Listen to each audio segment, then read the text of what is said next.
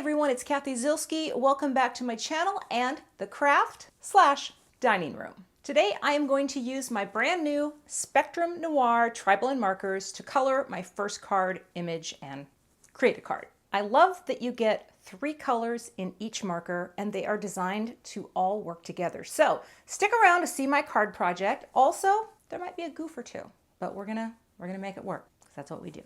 That card project is coming up next. So here's a look at the card I'll be creating today, and I'm excited because this is the first time I have used my new tri-blend markers from Spectrum Noir. I picked a few and I made a few mistakes and I pivoted in this video, but it's all going to work out. I recently did an unboxing and I'll put a link up in the upper right if you want to check that out and download the free swatch sheet. But for now, let's get in and start looking at the products that I will be using today. The stamps I'm using are from my favorite things. This is the Slumbering Sloth set, and I just think these sloths chilling out are adorable. There are coordinating dies, and of course I'll be using some other products as we go, but this is primarily stamping and coloring. So I'm going to pick the image of the sloth on the moon because I just think that's super cute. I've got a piece of Neenah Solar White Classic Crest in the 110-pound weight. And I'll be stamping with Memento Tuxedo Black, which is an alcohol-friendly ink. I'll stamp my first impression down, and I just bring in my Swiffer cloth and I press with the side of my hand. I just have wrist issues. I'm not saying my technique does anything different for you. Let's be real, the MISTI itself is what the technique is all about because it allows me to do just that, stamp 2 in the same place to get a really nice dark image, and I will repeat this because I always believe in this rule. Stamp a backup. Make a backup because friends, as you're going to see, it comes in handy. I make a lot of mistakes when I'm coloring and sometimes I don't like what I'm coloring, and having a backup lets you start over. So I'm going to use the Citrus Blend pen for the moon. And here's how I like to color. I'm going to lay down the lightest shade first. And of course the lightest shade is on one side of the pen.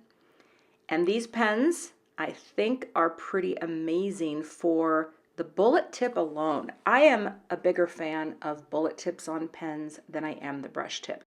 I don't know if it's because I'm not really adept at coloring. I'm not sure if it's because my vision isn't great. I have no idea. Although I did just get new glasses and I really can see what I'm doing. But the bullet tip just gives me more control. So after I have the lightest shade down, I'm going to now bring in the darker shade, which is on the other side of this marker. I'm just going to lay down a little bit of the dark, right? Just kind of color it gently. I'm not doing anything really fancy here, right? I'm not going to go all crazy with the blending, but now I'll bring in that mid-tone and just sort of go over the outer edge of the darker shade to create that blend. So easy, right? I think that looks really good. Now, it was time to pick another color here, so I brought my little swatch sheet out and I thought I'm going to pick a green, and I went with the turquoise green blend, or the green turquoise as they call it. And I thought I would start here. And I do think this ends up looking pretty good, but as you're going to see, we're going to take a perfectly started image and we're going to ruin it. But stay with me. I'm adding the lighter for the whole hat, bringing in a little bit of the darker to add a little shading area, then again going to that mid-tone and sort of blending the line between the two. I do appreciate having this color combo figured out for me. So that's the cool thing about these pens. Now, I'm going to bring in this brown-gray blend, and this is really, to my eye, a beautiful warm gray. I love warm gray Copic markers. In fact, those were some of the very first Copic markers that I ever bought. And this is a really wonderful warm gray. So again, laying down the lighter, bringing in the darker for a little shading, and then I'm going to blend that out with the mid-tone. I really like this marker. I think this is super all-purpose, and I will just repeat this same coloring for my little sloth's pants. Isn't that cute? We're keeping it simple. I added a little bit of the warm gray into his little mask area on his face, which I also thought would be appropriately, colored for this little guy. Brought in a little pink for his nose, and here's where it went wrong. I thought, well, maybe I'll make his body tan. As soon as I filled in his feet, I hated it. I hated it. It took away from the softness and the cuteness. I can't explain it other than, well, you're seeing it right there. I just didn't like it. I didn't like it one bit. So here's what I did. After lamenting, I flipped it over. I recolored the parts that I had colored, and I decided to try a different color in the hat also because I wanted to have a little bit more of a contrast. And aren't red and green, red, yellow, and blue, aren't those primary colors? I should know this. I'm a graphic designer by trade. I believe that they are. And I thought this true blue color looked so much better with the yellow moon. You see that, right? Like, it's so much better. And I blended it out again, did the same thing, lightest color, then a little shading with the darkest, and then a little blending with that mid-tone to create the hat. I was so much happier with how this looked, and I decided I'm not coloring in his body. I'm just going to add pink nose, pink cheeks, and I'm walking away. Although I did miss his little forehead, but that's okay. Using the coordinating die, I'm going to cut him out, and now he is ready to go. Except for that little forehead part. And that's, you know what, live and learn. Next, I decided to bring in a little panel die to figure out the finished size of the panel that I'm going to pop onto my card. So I'm going to tape this into place, just run it through, and get this smaller panel.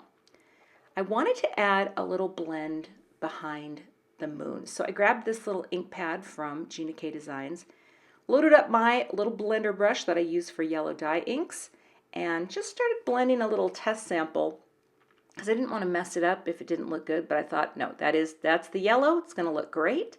So I tapped off all the excess because I really just want this to be a light blend. And now I'll just lay down a soft little fading yellow. I just thought it would be nice to make it look like, there was a moon glow, if you will. And if you ever have trouble with that light hand, I cannot emphasize enough how load up your brush and then the whole tap off can really help. I have a light hand on this, but I also didn't have a lot of ink on there to begin with. So I'll bring it back to my MISTI, position my greeting, pick that up with the MISTI door, and then I'm going to just reposition that, put the magnet on, and I'm going to stamp this down in black. But here's the thing. I wanted to test the impression first, and I don't always show this stuff, but I just wanted to make sure the ink was good, right? And it looked good. And I know some of you might be thinking, but Cathy, you could use that other sloth. Nope, I already decided that sloth is not going to see the light of day. So that is how it looks. But I thought, let's use some of that scrap paper to stamp some stars. So I just put my 3 stars in position, stamped them down, and then I'm coloring them exactly the same as the moon with the citrus blend with a little bit of the light and a little bit of the dark. I'll use the coordinating dies to cut those out. And now I've got them positioned how I think I want them to look. I had a black card base on hand, and I thought maybe the wild dandelion, that same ink that I blended with, would look nice, but I decided to go with black because I just thought black was more peaceful. If you're sending a card and reminding someone that they have the permission to slow down, toning it down, right? A black card base kind of brings it down, kind of grounds it. So I popped some thin foam squares onto the back of my little moon sloth, popped that into place, and then I'm also using thin foam squares on the back of each star, and I just have 3 positioned around for a nice little bit of repetition. 3 is a magic number. And actually, I have a video on sequin and embellishment placement, and I'll pop a card up for that too if you haven't seen it. I'm adding just a tiny little bit of shimmer to each star. It's not going to show up here on camera, but when this catches the overhead light, it's super pretty. For a final step, I thought it would be cute to add some white polka dots to his jammies, because I think he's in his jammies, right? And I always test it out before I commit to it because, I don't want to mess it up. But these Jelly Roll pens work so well for something like this. So I just added some random dots, and I think that turned out so cute. So very simple coloring, right? But I am so proud of what I did on this card. I am loving these markers so far, and I cannot wait to, just keep trying them out. And of course, keeping it very simple. You can find all the links for these products below the video. Thanks so much for watching, and I'll see you back here again soon.